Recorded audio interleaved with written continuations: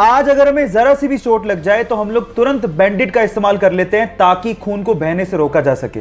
लेकिन क्या आपको पता है कि बैंडेड के इन्वेंशन से पहले यह काम कैसे होता था? मैं आपको बताता हूं।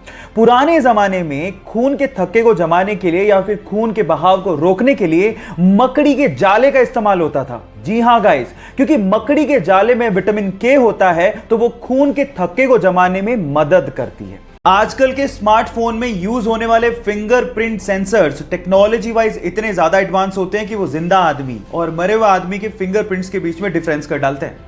मतलब ये हुआ कि मान लीजिए आपने किसी मरे हुए आदमी के फोन को उसी के फिंगरप्रिंट से खोलने की कोशिश करी तो फिंगरप्रिंट सेंसर उसे सेंस करके अनलॉक होने ही नहीं देगा।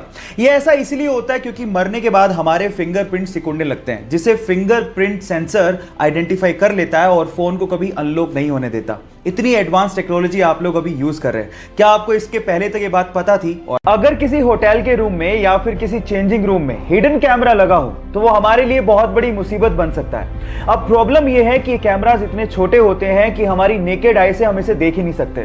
तो घबराइए मत गाइस, क्योंकि एक ऐसा पोर्टेबल डिवाइस आ गया है जो आप अपने साथ कैरी कर सकते हैं। और जब आप होटल या फिर चेंजिंग रूम में जाएं तो इस पोर्टेबल डिवाइस को ऑन करके आप हिडन कैमरा को, चाहे वो कितना भी छोटा क्यों ना हो, उसे ढूंढ सकते हैं।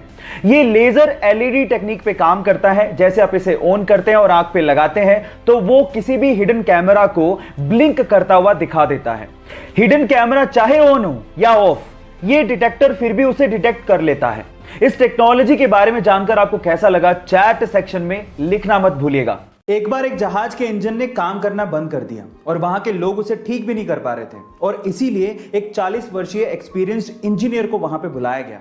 उस इंजीनियर ने जहाज के इंजन को बड़े ध्यान से देखा और फिर उसके बाद अपने बैग से एक हथौड़ा निकाला और फिर इंजन के एक स्पेसिफिक जगह पर हथौड़े को मारा तो इंजन चालू हो गया। 3 दिन बाद ही उस इंजीनियर ने जहाज के मालिक को लगभग $10,000 का एक बिल भेजा। जहाज का मालिक $10,000 के बिल को देख के हैरान रह गया। उसने कहा कि तुमने किया ही क्या है, हथौड़ा ही तो मारा है, इसके लिए $10,000 का बिल? तो फिर उस आदमी ने जो जवाब दिया वो आप लोगों को सुनना चाहिए। उसने कहा कि हथौड़ा मारने के तो मैं सिर्फ $2 ही चार्ज कर रहा हूं, लेकिन हथौड़ा कहां मारना है इसके लिए $9,998 और ऐड किए हैं। गाइस, आप याद रखिए कि बिल एक्चुअली काम से ज्यादा बंदे की एक्सपीरियंस का होता है। लेन रिचर्ड नामक एक ऑस्ट्रेलियन बंदे को रोड पे एक जोई यानी कि एक बेबी कंगारू अपने मां के शव के पास मिला। उसकी मां की मृत्यु कार एक्सीडेंट की वजह से हो गई थी। अब वो उसे अपने घर ले आया। उसने और उसकी फैमिली ने उस कंगारू को बड़े प्यार से पाला। उनकी प्रॉपर्टी में बने एक बड़े से फार्म में वो कंगारू खेलता रहता था। एक दिन लेन अपनी प्रॉपर्टी में घूम रहा था, तभी अचानक से एक पेड़ का तना उसके सर पे आके गिरा और वो वहीं बेहोश हो गया। तब वहां पर वो कंगारू भागता हुआ आया और तब तक चिल्लाता रहा जब तक उसकी फैमिली ने लेन को ढूंढ नहीं लिया। गाइस, ये बेजुबान जानवर वफादारी का कर्ज निभाना बहुत अच्छे से जानते हैं।